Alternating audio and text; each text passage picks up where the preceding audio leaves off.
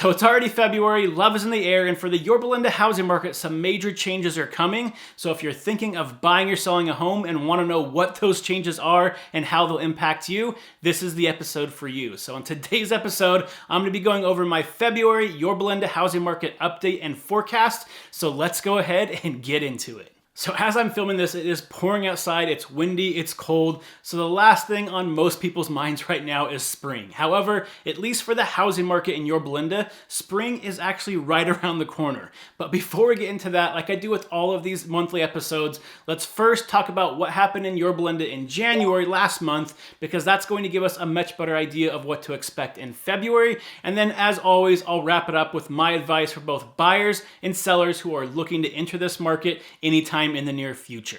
Okay, so let's first look at what happened in the Yorba Linda housing market in January. Now, I'm not going to bore you with a bunch of data, but there are some key things that you need to know about because that's going to give you a much better idea of what to expect in February, as well as some of these stats might shock you when you look at them compared to the rest of Orange County. So let's first go ahead and look at inventory. So inventory started the year in Yorba Linda at the second lowest reading that we've seen in at least the last 20 years. So since I started this channel, I've been saying it month after month, but inventory is one of the biggest issues in the Yorba Linda housing market right now. There just isn't enough of it. Now, when you look at the demand side of things, this is where things get a little bit interesting, especially when you look at compared to Orange County. So in terms of January, 60% of all homes that close escrow sold for at or above asking price. Now, the interesting thing about this is in December, that was down to 53%. Now, when you look at how many homes closed escrow, typically, if they're closing escrow in January, it means they went into escrow most likely in December during the holiday season. Now, usually during the holiday season, that's where things slow down. You start seeing homes sit in the market a little bit longer. But in Yorba Linda, at least, for some reason, the housing market was even hotter in December than it was in November because we saw more homes close at or above asking price in January than we did in December. And you look at that compared to the rest of Orange County, Orange County only sits at about 51% of homes closing at or above asking price, or again, Yorba Linda was at 60% last month. So again, this has been something that's happened over and over for the last couple months. Yorba Linda is in a little bit hotter seller's market than the rest of Orange County as a whole. Now, the second thing you want to look at is how fast homes are selling right now. So in Yorba Linda, about 52% of all the homes sold in January went into escrow in less than 2 weeks, and 64% of all the homes that were sold in January went into escrow in less than a month.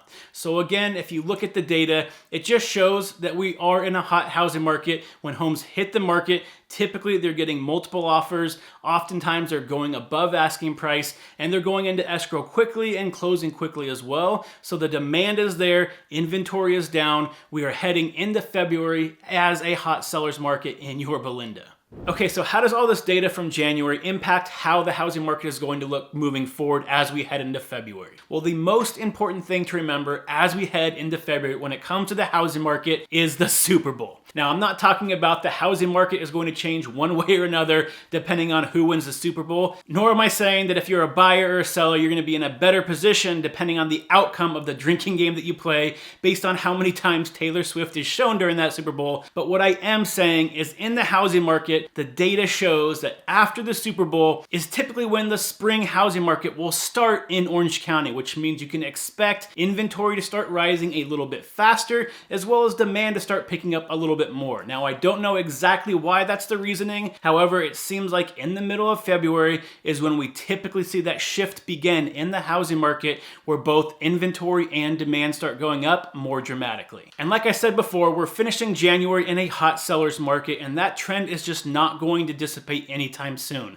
When you look at the demand data showing how many people are applying for mortgages, it is still way up. And when you look at supply, yes, it's going up a little bit each week, but again, we're not seeing any dramatic increases in supply yet, which means that we are still in a hot housing market in Orange County as we head through February, and you can expect it to stay that way. So there's multiple offers on most homes, especially if you're looking at the under $1.5 million mark, where the majority of the buyers buyers are looking, you're going to have a lot of competition. So what does this all mean if you're thinking of trying to get into the market and either buy a home or sell a home? Let's go ahead and start with buyers first. Okay, so buyers, if you've watched this channel before, you've probably already heard this advice because I repeat it almost every single month, so I apologize for that, but I have to say it over and over again because it's so important and it's so true. If you're on this channel hoping to get some advice for me to tell you need to buy on this date because it's when interest rates and the prices are going to be the best for you to purchase this year, you're watching the wrong show, because I can give you as much data as possible and I can show you where the trends are heading, but no one can ever predict the future. So unless you're trying to flip a house in 3 to 4 months, it's not the way to look at home buying. What you want to be doing instead is you need to be asking yourself these 3 questions to figure out if now is a good time for you to purchase a home. So number 1, are you planning on being in that home with you and your family for the next 5 to 10 years? If so, then move on to the next question. Number 2, after talking to a lender and looking over your budget, can you afford a home in the neighborhood you want to be in with the amenities you want? Maybe it's not a 10 out of 10, but the house works for you. It can expand with you and your family. You can do some updates over the years, and it's something that you can see yourself living in long term. If you can say yes to that question, then you can go to number 3, which is, do I have a job that I like, that I feel secure in? If you can answer yes to all 3 of those questions, it's always going to be a good time for you to look at the possibility of home ownership, because I know the saying is a little bit cheesy, but it is completely true. Time in the market is always going to be better than timing the market, which just basically means that if you're in it for the long term, plan on owning the home for 5 to 10 years, the housing market has always shown time and time again that in the long run, it ends up being a great investment. So you want to be focusing on what you can afford monthly, making sure that not all of your money is going to the house so you don't feel house poor where you can't do anything else and you don't have enough money to be able to save up for emergencies and vacations and going out to dinner with your friends. You want to make sure financially it makes sense for you, and if so, then it's definitely time to start talking to a lender, getting the process going, and going through the next steps of that home ownership journey. And the second thing that I do want to add that's semi-related to that first point is that if you're one of those buyers that can afford to purchase right now, but you're just trying to wait to see if interest rates go down so you can get a better deal on the home, lowering your mortgage, you're going to be waiting a long time. If you're hoping that you're going to see those 4%, 3% interest rates again anytime soon, if not ever, you're going to be sitting on the sidelines for a significant amount of time.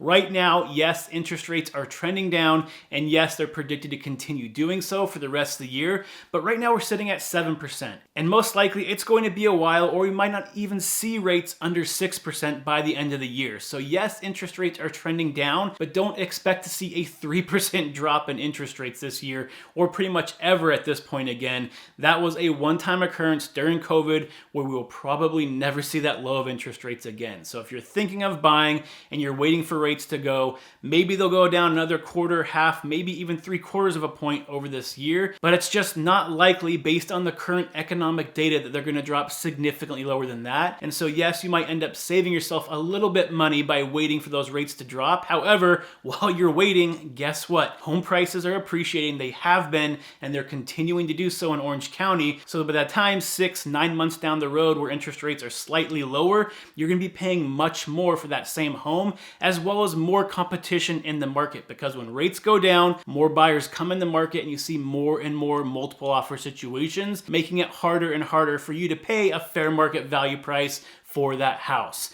So if you can buy right now, I suggest starting to look. Maybe you don't find the dream home for a couple months, but you definitely want to start the process now, because otherwise you're going to be regretting it down the line when home prices go up faster than interest rates go down. So if you are thinking of buying a home over the next couple months and you want to make sure that you're giving yourself the best shot to be able to purchase that home, 2 things. Number 1 is, if you're watching this on YouTube, you can check out this video right up here, and this will give you the top 5 things that you could be doing to place the most competitive offer possible that really have nothing to do with price. That way, if you are trying to compete in this market, you're giving yourself one leg up and getting ahead of the competition. And then number 2, if you're purchasing a home, especially if you're purchasing it for the first time, you can can also check out a lot of the free resources I have in the description below. Some of them include all the steps required to purchase a home in Orange County. Another one is a budgeting guide, so if you haven't gone through that yet, you can check it out. All those resources are free in the show notes below, so make sure you check that out as well. Okay, so now on the selling side of things. So I said it at the beginning of the year, and I still believe it's true. I believe that at the end of February, as we head into March, is probably going to be the ideal time for you to get your house on the market if you want to have the most amount of buyers with the least amount of competition. Now, if you look at a calendar, you might be realizing it's only a few weeks away before we hit the end of February, early March, and typically it's going to take at least a few weeks to get your house ready for showings, to be able to go through, get everything needs to be done, finished, get a game plan with your agent in place to be able to map out everything that you need to be doing ahead of time before your house hits the market to make sure you're getting the highest price possible. Now, if you haven't already done that, again, it's something you probably want to do right now if you're thinking of taking advantage of the spring housing market in 2024. That way, all your strategy is in place, all the timelines are mapped out, making everything that much smoother. Now, if you are thinking of selling your house and you have no idea where to start, you're confused and overwhelmed by the process, again, I have a bunch of free resources to help out with that. So if you check out the description below, you'll be able to find all those. And then for both buyers and sellers, if you ever have any questions about the housing market in general, you can always book a free discovery call with me. It lasts 30 minutes and we can discuss any questions you have whatsoever about both the selling or the buying process, or if you're doing both at the same time, what that looks like. We can do that in detail anytime you want to. So just click on the link below, schedule a time that works best for you, and I'd be happy to have that conversation with you. Okay, so hopefully you found that information useful. And then one last thing, if you are thinking of buying a home and you want to figure out exactly how much does it actually cost to purchase a home, can I afford to buy a home in Orange County? Feel free to check out the free video right down here that goes over all of that. So until next time, stay happy, stay healthy, and I'll see you on the next show. Bye, everybody.